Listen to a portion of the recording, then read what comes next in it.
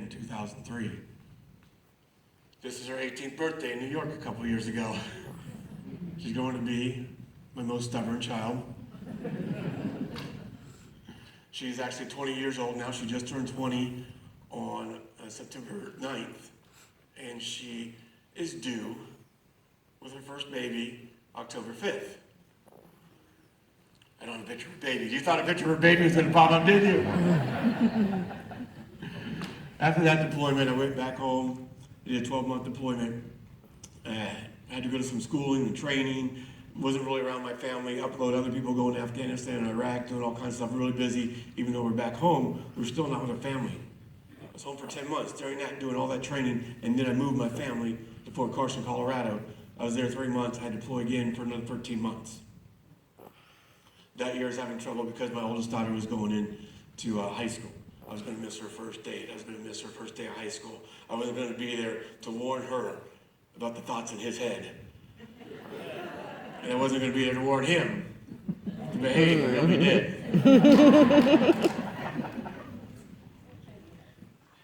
But those are the stuff that we go through out there during deployments. That daughter in high school, and that's her husband now. She's going to be 27 soon. That was a couple of years ago when she got married. They had a baby. They were dating since her senior in high school, all through college. Had a baby right after college. Finally got married afterwards. Another deployment, two studs and a scud there.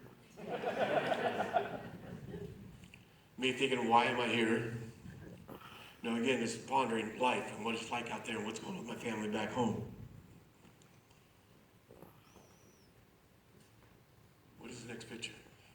There it is. No, going through everything, I just knew something was going to happen. After that deployment of 13 months, I had to go back again. 13 months, I moved to another base. I was there for 6 months. I was about to deploy again. It was my 4th tour. I told my wife at the time, I said, I know something's going to happen. I had a feeling that something was going to happen. So I took care of things differently before I left. I made sure we had savings. I got a new car for us. I knew what it was. I told her, 4 tours now. This is my 4th tour. I'm on the road every day. I'm gambling. I just had a feeling. But I still had to do my job. I still had to do my mission. So I go out. I deploy. 3.5 weeks later, my Humvee was hit by a roadside bomb.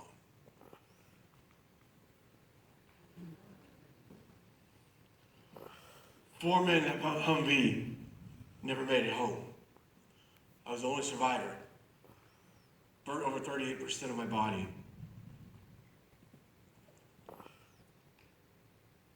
Poor gentleman never made it home. I was burnt to the skull.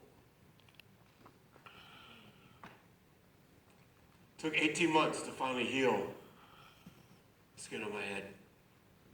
Spent 6 months in the hospital, 3 years of recovery. You can see my left hand was burnt real bad. Tendons out there, we tried to get it to work. It took 2 years before I finally took it off. I asked the doctors to take it off sooner. I just knew it wasn't going to work.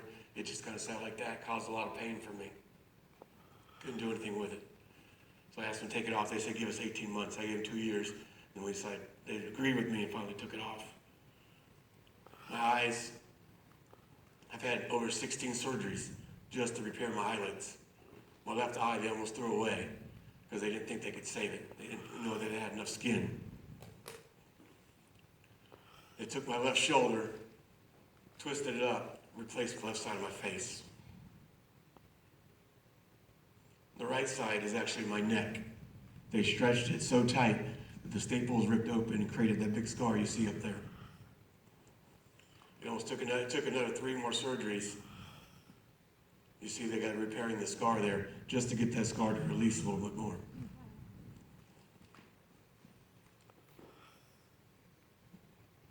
I got out of the hospital a week before my 36th birthday.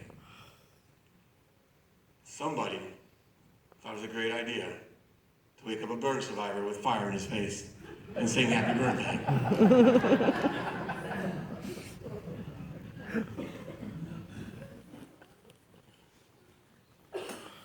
My pirate look. I always use my sense of humor to get through everything. I actually put a googly eye on that eye patch. I'd have a googly eye on there and just mess with people. Kids in restaurants going, "Mommy, it's a pirate." I actually, back then, I really didn't want to go to restaurants and eat. I felt like I would ruin other people's appetites, and they're out trying to have a nice time with their family. I didn't want to go out in public. I beat up on myself a lot.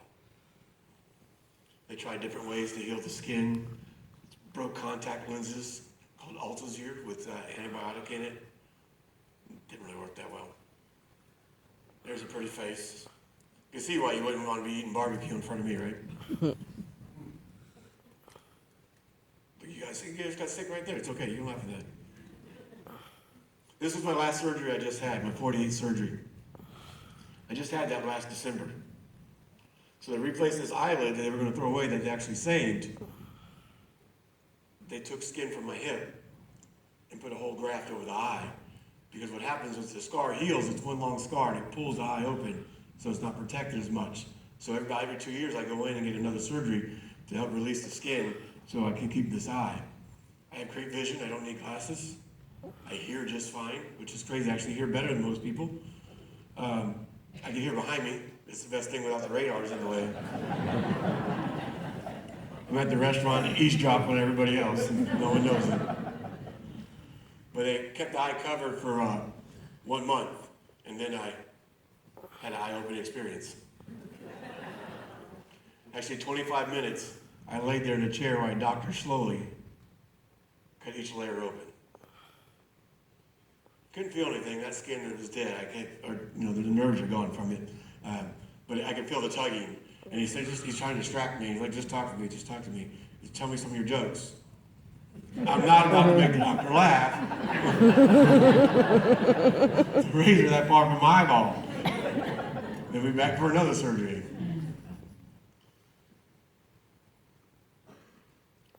And that picture I love to have, because I get to tease my mom that I still look like her.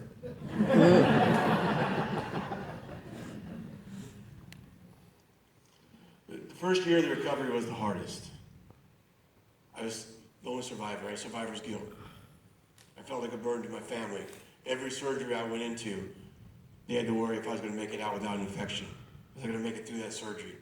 They didn't know if I'd ever be, at one point, if I was able to walk again, if I was able to see again. So I felt like a burden on them. I thought it'd be easier for my family if I never made it. If I didn't make it to the next night. I prayed to God every night for just a little of that first year to take me. That's where I need to be. I need to be with the other guys, and my family can move forward, move on.